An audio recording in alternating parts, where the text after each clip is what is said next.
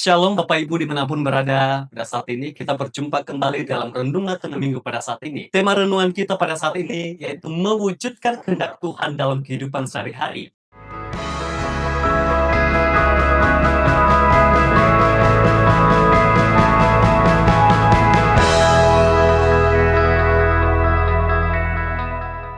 Yakobus 1 ayat 22 berkata demikian, tetapi hendaklah kamu menjadi pelaku firman dan bukan hanya pendengar saja, sebab jika tidak demikian kamu menipu diri sendiri. Dalam mewujudkan kehendak Tuhan dalam kehidupan kita sehari-hari bukan suatu hal yang mudah untuk kita lakukan, apalagi kita diperhadapkan dengan banyaknya orang yang kita jumpai dan bahkan orang-orang yang terdekat dengan kita dan terlebih-lebih dengan diri kita sendiri. Ini adalah fenomena yang terus berjalan dalam kehidupan kita. Kita tidak bisa menghindari atau membatasinya, namun hal ini terus berdampingan dalam kehidupan kita sehari-hari. Menjadi pelaku firman Tuhan tentunya bukan hanya sekedar kita dengar saja atau hanya menambah pengetahuan kita, namun kita dipanggil untuk menjadi pelaku dan menjadikan firman itu menjadi dasar dan fondasi hidup kita. Untuk mewujudkan kehendak Tuhan dalam kehidupan kita sehari-hari, yang pertama, kita harus taat. Dalam Yohanes 14 ayat 15 berkata demikian, jikalau kamu mengasihi aku, kamu akan menuruti segala perintahku.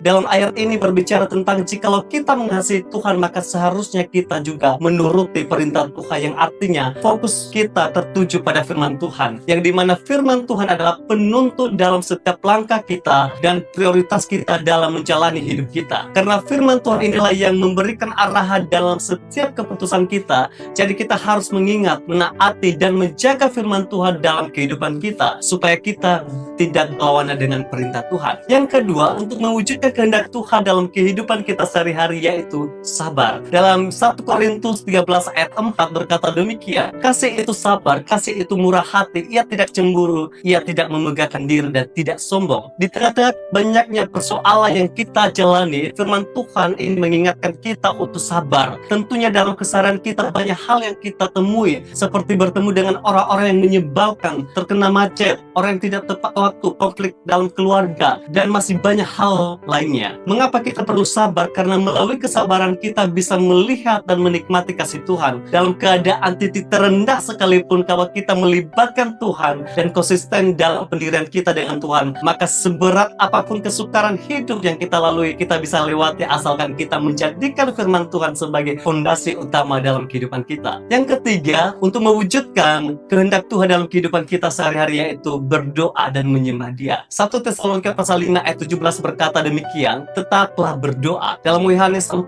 ayat 24 berkata demikian juga, Allah itu roh, dan barang siapa menyembah Dia harus menyembahnya dalam roh dan kebenaran. Doa dan penyembahan adalah ikatan hubungan yang kita jalin dengan Tuhan, karena doa adalah hubungan timbal balik antara kita dengan Tuhan, sedangkan penyembahan adalah cara kita menganggukkan Tuhan sebagai Raja kita. Melalui doa dan penyembahan juga kita bisa menyatakan pengharapan, menyatakan kebesaran Tuhan, menyatakan kekuasaannya Tuhan, dan menyatakan pengampunan dan mengakui akan keberdosaan kita, dan menyatakan kasih dan menyatakan iman pengharapan kita kepada Tuhan. Oleh sebab itu, dalam mewujudkan kehendak Tuhan dalam kehidupan kita sehari-hari, kita harus menunjukkan ketaatan, kesabaran, dan berdoa dan menyembah Tuhan sebagai sumber hidup kita. Dan juga kita harus menunjukkan kasih dan belas kasihan kepada sesama. Ini adalah bagian dari mengejar kehendak Tuhan yang mulia. Mari kita berkomitmen untuk melakukan kehendak Tuhan dalam setiap aspek kehidupan kita, menempatkannya sebagai prioritas utama dan mengikuti teladan Kristus dalam kasih dan pelayanan. Mari kita bersatu dalam doa. Bapa, kami sungguh bersyukur atas kebenaran firman-Mu yang mengingatkan kami untuk mewujudkan kehendak-Mu Tuhan dalam kehidupan kami sehari-hari. Engkau bentuk setiap pribadi kami Tuhan, arahkan setiap hati kami Tuhan untuk tetap taat, sabar, dan juga mengakui Engkau sebagai Raja kami Tuhan di dalam setiap doa-doa kami, dalam setiap penyembahan kami dalam Engkau Tuhan. Kami menyatakan iman percaya kami dalam Engkau Tuhan, Engkau yang menuntun dan menyertai kehidupan kami, sehingga kehidupan kami selaras dengan firman-Mu. Di dalam nama Tuhan Yesus Kristus kami telah berdoa dan mengucap syukur. Haleluya. Amin. Sampai jumpa. Tuhan Yesus memberkati kita semua.